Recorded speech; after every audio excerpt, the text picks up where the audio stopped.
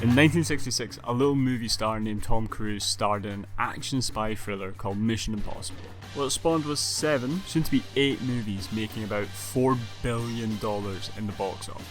The first 3 were a-okay, minus the second one, that one sucked. But everything that followed has pretty much been a smash hit, not just commercially but also kind of with the critics too. It's hard not to think that critics are maybe getting all horn-dogged up for Tom Cruise, but the cold hard fact is that these movies actually rock. Come on, Benji. Benji, open that door! Come on, come on, come on. Typically, if my parents really like a film, I take that with a big old pinch of salt. They liked 6 Underground, so, you know. But this is where it gets all a bit messy because they like Mission Impossible. I like Mission Impossible, and hell, even my fiance likes Mission Impossible. So what about these movies has managed to appeal to almost all audiences spanning across a few generations? This franchise could have easily fallen into the Fast and Furious routine where it gets more unrealistic, thinking bigger equals better, but it really just becomes an empty action movie. But somehow, they've managed to make 7 of these things, and they actually just got better. I think there's actually a few good reasons for this, probably why you're here, and I don't usually say this in the middle of the video, but if you like this video, give it a like, appreciate it. Across 7 movies, we've had 5 different directors, and while they have the core concept to work off of, each of them was willing to have their own take on the spy genre itself, mixing in the elements of what they think a traditional action movie should be. De Palma, pure spy shit. John Woo, bad. Abrams, safe, makes Hunt a little bit more of a human. Brad Bird, somehow returned to the roots while reinventing it. And then McQuarrie, the man who can do it all. So when you've got like a big overarching story, it makes sense to try and keep the same director for thematic purposes and the cast, and it makes them all comfortable. But when you've got the freedom of whatever happened before not really being too big a deal of what's going to happen in the next movie, it really does open up the opportunities for change in each iteration. That's exactly what's happened here. I keep the same cast of characters, generally, under the same banner, sprinkle in the usual tropes you've established previously, and for a lot of your audience, they're immediately going to be settled. They're going to be comfortable and ready for whatever you're going to show them. I mentioned the Fast and Furious franchise, and in fairness, they've generally done the same thing, but the key difference I feel at least is that the Mission Impossible movies haven't made these big grand swings to these crazy heights with each movie that takes you further and further away from what the first movie was. Done. Cars don't fly! Cars don't fly! Oh, shit! Yes, Tom Cruise whips out some crazy stunt each time, but they aren't really out with the realms of reality. But like, didn't Fast and Furious literally go to space at one point? Man, how much candy did you eat? The first movie is about driving cars, man. Like I mentioned, each director brings their own style of how they want Hunt and his gang of merry troops to be hunted while they are actually out hunting the real bad guys. Ghost Protocol is where I think this really started to be the change for good as well. 1 and 3 were good spy movies, if not great. But 4 is where the cycle of directors truly brought the franchise to the next level. Brad Bird managed to refresh and somewhat redefine what we expect from newer Mission Impossible movies.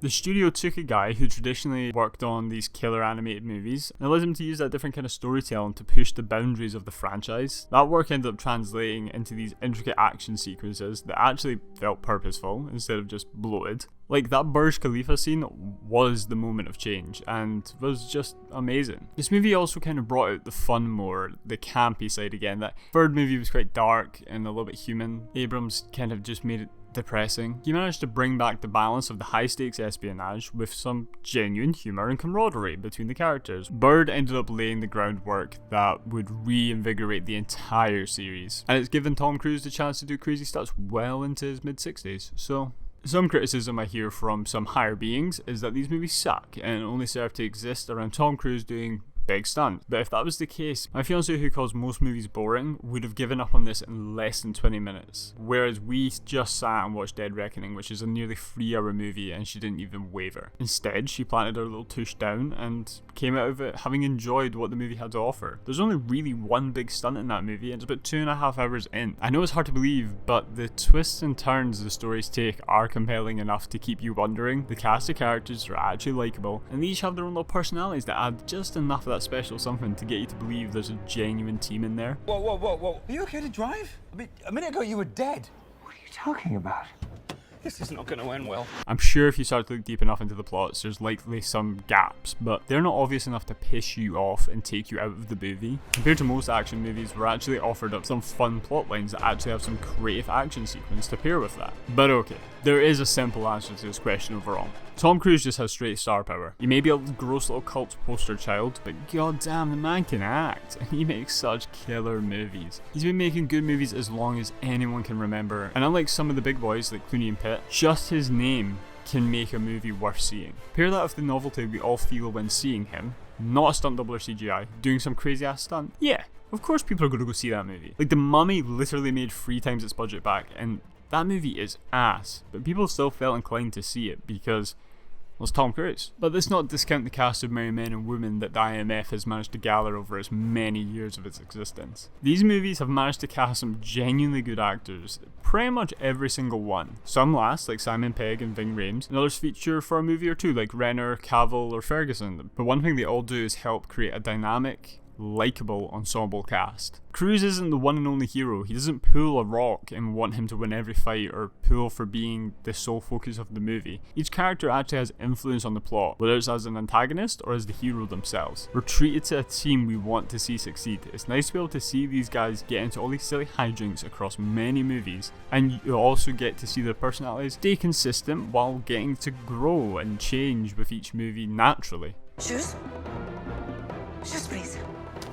So when you think of a spy movie as well, it's easy to immediately think of James Bond. I mean, he's part of MI6. But when was the last time you saw a James Bond movie and went, damn, that was one hell of a spy movie? I think there was this little shift in the franchise by the time we got to Daniel Craig era, and because of that, there's been this big hole in cinema yearning for some good old espionage. Yeah, Mission Impossible at times skirts the spy element, but at its core, they still do spy shit, and it's hard to deny. The masks, the man behind the screen, the aliases, it all goes towards making a pretty fucking good spy movie. They just happen to be trying to save the world at the same time. I think these movies are a hit. You might not, but enough people do, and I just wanted to talk about that. These are just my thoughts. If you liked the video, I guess you should subscribe, and if you don't like the video, tell me why. Peace out.